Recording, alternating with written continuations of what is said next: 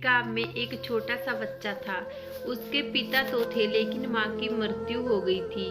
पिता सारा दिन काम करता रहता और अपने बेटे को पाल पोस कर बड़ा करता है। वह सारे सुख अपने बेटे को देना चाहता है जो एक माँ दे सकती थी। उस पिता ने कभी कुछ नहीं मांगा, सिर्फ इतना ही मांगा कि मेरे बेटे को कोई परेशानी ना हो।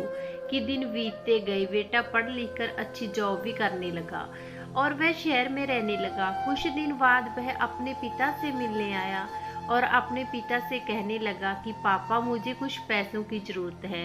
मैं चाहता हूँ कि शहर में ही जमीन लेकर अपना घर बना लूँ। इस बात को सुनकर पिता बहुत खुश होते हैं। सोचते हैं कि मेरा बेटा एक ना एक दिन मेरा नाम जरूर रोशन करेगा। जिंदगी भर की बचाई हुई पूंजी को निकालकर अपने बेटे को दे देते हैं। बेटा शहर चला जाता है और उन पैसों से अपना घर बना लेता है।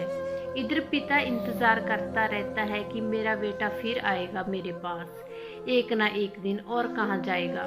कुछ दिन बाद बेटा फिर लौट कर आता है। अपने पिता से कहता है, पापा आप दादा बनने वाले हैं। पिता को बहुत खुशी होती है इस बात को सुनकर। वह कहते हैं कि तुम मेरी बहू और पोते को मेरे से कब मिलाओगे।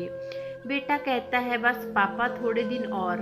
पापा मुझे कुछ पैसों की जरूरत है क्योंकि आजकल थोड़ा जॉब में प्रॉब्लम चल रहा है, जिसके कारण मुझे एक दिन के लिए सस्पेंड कर दिया गया है। पिता के पास देने के लिए कुछ भी न था, फिर भी कहते हैं कि अच्छा बेटा तू रुक, मैं अभी आया कुछ पैसों का इंतजाम करके। पिता बाद में महाजन से कुछ पैसे उधार लेकर अपने बेटे को दे देते हैं और बेटा पैसे लेकर शहर चला जाता है।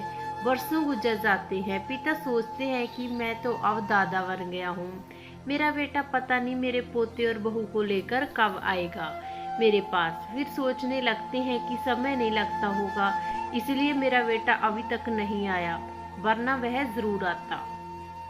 अब महाजन भी 2-3 आदमी लेकर पिता के पास आता है और कहता है कि वादे के मुताबिक मैं पूरे 3 महीने बाद आया हूँ अपने पैसे लेने के लिए। पिता कहते हैं कि मेरे पास पैसे नहीं है देने के लिए। महाजन कहता है, जब पैसे नहीं देने थे तो आपने मुझसे उधार क्यों लिया। तभी पिता कहते हैं, ठीक है रुको, मैं तुम्हारे पैसों का इंतजाम करके आता हूँ। वह नजदीक के अस्पताल में चले जाते हैं। वहां जाकर अपना ब्लड डोनेट करते हैं और अपनी एक किडनी भी बेच देते हैं और उस महाजन का सारा कर्जा चुका देते हैं।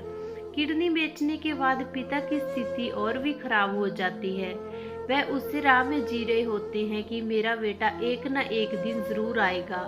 इस आस में जीते जीते एक दिन पिता की मृत्यु हो जाती है, परंतु उसका बेटा अपने बाप को आग देने के लिए भी नहीं आता है। इसीलिए दोस्तों, ऐसी औलाद का क्या फायदा जो बुढ़ापे में अपने माँ बाप को भी ना संभाल सके। अगर एक पिता की 4 संतान हैं तो एक अकेला पिता 4 संतान को पाल सकता है, परंतु 4 संतान मिलकर एक पिता को नहीं संभाल सकती क्या। अगर आपको हमारी कहानी अच्छी लगी हो तो वीडियो को लाइक, शेयर एंड सब्सक्राइब जरूर करें। धन्यवाद।